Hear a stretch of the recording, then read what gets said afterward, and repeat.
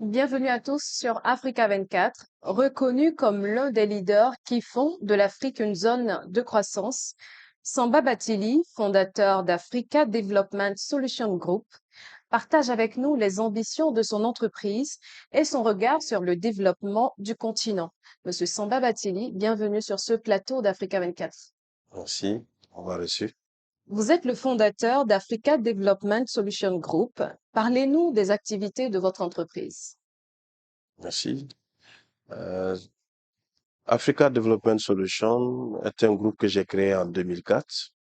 C'est un groupe diversifié. Aujourd'hui, on est présent dans une dizaine de pays africains, dans les domaines de l'eau, l'énergie, les nouvelles technologies, l'industrie, l'hôtellerie, j'en passe. Vous avez pris part à l'édition 2023 de l'Africa Investment Forum Mhm, et vous avez un projet qui a été retenu. mhm. Pouvez-vous nous en dire plus? Le projet aujourd'hui qu'on a présenté ici, c'est le projet 3, Post 360. C'est un projet de transformation des postes africains. Pour la petite histoire, ça fait quand même quelques années que nous travaillons avec des bureaux de poste. Et finalement, depuis l'année passée, l'Union postale internationale a décidé de faire appel au secteur privé. Et nous sommes la première société africaine qui est aujourd'hui membre du comité consultatif. Et le projet qu'on propose aujourd'hui, c'est le projet Post 360 qui, qui est basé sur la stratégie des 5 I. Donc, le premier I, c'est le e-gouvernement, le e-education, e-santé, e-mobility, tout ce qui est transport vert. Et le cinquième, c'est le e-commerce. Ce projet, quel serait l'impact véritable qu'aura ce projet sur l'amélioration des conditions de vie des populations africaines? Ce projet, à mon avis, sera l'un des projets, s'il est mené à bien, le plus impactant de ce continent.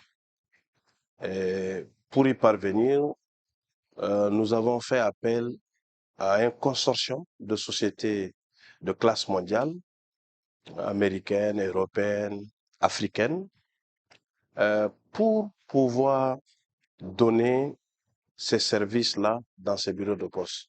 Vous savez tous aujourd'hui que la plupart de nos postes souffrent parce que le modèle d'affaires a changé. Aujourd'hui, presque plus personne n'envoie des lettres. Maintenant, ça fait un moment que nous poussons pour que ces postes se transforment de façon dans le digital. Et je pense que de plus en plus, cela est compris. Et c'est ce projet qu'on a présenté à l'Union postale internationale et avec un projet pilote qu'on a lancé à Abidjan cette année, qu'on a appelé la Poste du futur, où on réunit euh, l'e-santé, l'e-éducation, e-commerce, e-gouvernement, tous les services dont je parle. Et nous venons d'ailleurs, depuis la semaine passée, de lancer un programme de formation de 1000 personnes, de 1000 jeunes en Côte d'Ivoire dans dans ce poste du futur qu'on a eu à transformer. Et nous pensons que ce projet va résoudre les questions de formation parce que prenez un exemple, aujourd'hui, il y a à peu près 15 000 bureaux de poste en Afrique. Imaginez-vous si on peut former par jour 100 personnes dans ces bureaux de poste. Faites vous-même le calcul, combien de personnes peuvent être formées par jour. Et si vous prenez aujourd'hui le continent, le plus grand défi, c'est la formation et l'emploi des jeunes. Qui parle d'emploi parle de formation. Donc aujourd'hui, avec les nouvelles technologies, nous pensons que on a raté les autres révolutions. L'Afrique ne peut pas se permettre de rater euh, le train de la quatrième révolution. Dans le cadre de l'intégration africaine, comment votre entreprise apporte une plus-value Mhm. sur cette intégration africaine actuellement qui est forte. Comme vous pouvez le savoir, nous, on est une entreprise panafricaine.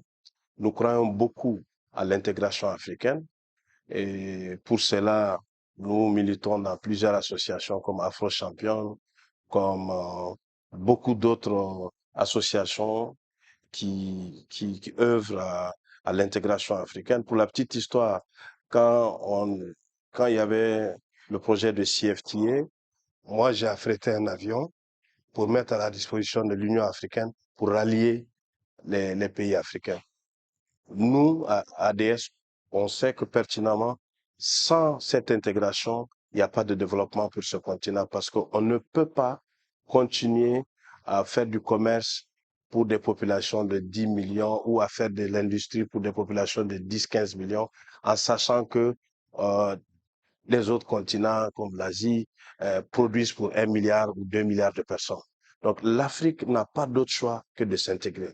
Il faut qu'aujourd'hui que le secteur public comme le secteur privé comprennent ça et je pense que de plus en plus les gens sont en train de comprendre ça. C'est une solution comme disait l'anglais, do or die. Si on ne le fait pas, l'Afrique n'ira nulle part. Et quelle est votre vision du développement du continent? La vision du développement du continent, c'est que le développement du continent doit reposer sur le secteur privé. Tous les autres pays, tous les autres continents qui se sont développés se sont reposés sur le secteur privé. Et l'Afrique doit faire confiance à son secteur privé. Avez-vous un appel à lancer à tous ces investisseurs Mhm, pour accélérer le développement du mhm, continent? mhm. Quel serait ce message-là que vous allez lancer à ces investisseurs? Le message que j'ai à lancer à ces investisseurs au monde entier sur le développement du continent, c'est que le développement du continent africain est le développement du continent est le développement du monde. Parce que dans peu de temps, l'Afrique va représenter un quart de la population mondiale. Donc, une Afrique sous-développée ne va pas profiter au monde. Donc aussi, en tant qu'Africains, nous devons être ouverts au reste du monde. Hein. Aucun pays pris à part ne peut se développer. Nous devons, euh, comme nous on le fait à ADS, mener des partenariats gagnant-gagnant avec le reste du monde et tout en respectant aussi, tout en défendant les intérêts de l'Afrique. Merci Mm. d'avoir été l'invité d'Africa 24. Merci beaucoup. Merci à toutes et à tous. C'était l'interview d'Africa 24. L'information continue sur Africa 24.